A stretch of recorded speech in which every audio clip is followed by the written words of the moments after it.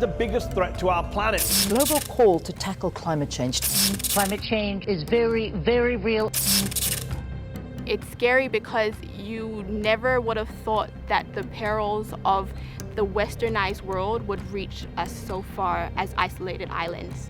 A third of Canadians don't believe in the science behind climate change. We have a U.S. president who has famously called climate change a hoax. You would think that because we're in the middle of the South Pacific Ocean, what's happening at a coal mine in Germany wouldn't be exported to us, but it is. It's exported right to our front door. The debate is settled. Climate change is a fact.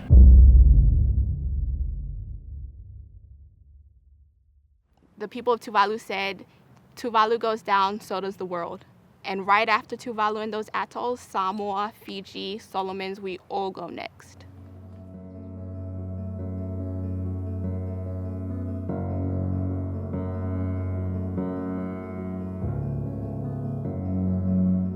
I think the effect climate change is having on Samoa now is the natural disasters are more frequent, and I was talking to my mom and she said her first cyclone she experienced was when she was 19. But yeah, if you talk to an 8-year-old or a 9-year-old in Samoa, they would have experienced 3 cyclones in their lifetime. With Gita expected to make landfall within the next 2 hours. Samoa is in recovery mode tonight after Cyclone Gita ravaged the island nation. When Gita hit, well, it took me personally by surprise. I went down to Vaiala Beach and you see like the village council meeting and doing, a count of all the kids, making sure that all the kids were accounted for. And I think that that's so scary that we have to count our children. Like every year we'll be counting our children to make sure they're safe.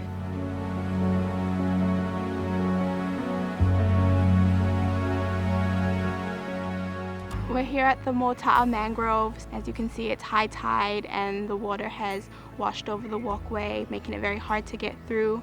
A lot of the school kids from the village have to walk through this walkway to get to school. And because of rise of sea level, it's making this difficult. So the boys here behind us are working on raising the walkway. The walkway we're on now was built around 6 years ago, and we hope that the new one will last longer than that. I think another effect would be the coral bleaching. Because our ocean is getting, warmer, it affects the coral and where our fish live, which affects the livelihoods of our people that have to live off the ocean. I grew up always going to the fish market on Sunday, and there was always a variety from lobsters to octopus, and now you just don't see that variety. You can clearly see over the past years, our young people's lifetimes, the fish stock declining.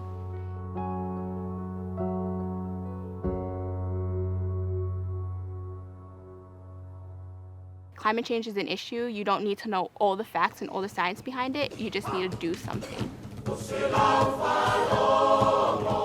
I think changing the small things, the way you purchase things, the way you are a consumer, less plastic, use less electricity, and really taking intentional steps further in your life where you're not adding to the carbon footprint. We're here in my family land at Faleula, where you can see some very obvious effects of climate change. You can see that there's erosion because of the sea level rise. Growing up in Samoa, I really learned the importance of our people's connection to the land. This is my dad's brother, my Uncle Aiken. He was actually very supportive in a lot of my climate change work. When I first heard about climate change and the effects it would have on our land and our island, it really scared me because I never wanted to imagine, a life where we didn't have that connection. Knowing that he's laid to rest here makes this land very significant to me.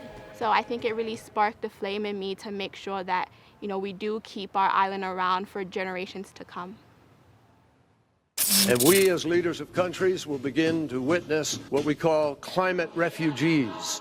It comes as New Zealand considers offering a visa category to help relocate Pacific Islanders displaced by climate change. It's scary to think that our actual brothers and sisters are being, forced out of their land because it's just uninhabitable. And it's scary to think we're right behind them because places like Kiribati, people are already moving away. And to think that there will be people in Samoa who would be forced to leave our land, it will have a catastrophic effect on our culture. You know, how do we preserve our culture outside of our land when so much of our culture is rooted in our land? A lot of our history, our ancestral knowledge is from this land. So once we leave it, it's like, where to from there? What will we be as Samoans?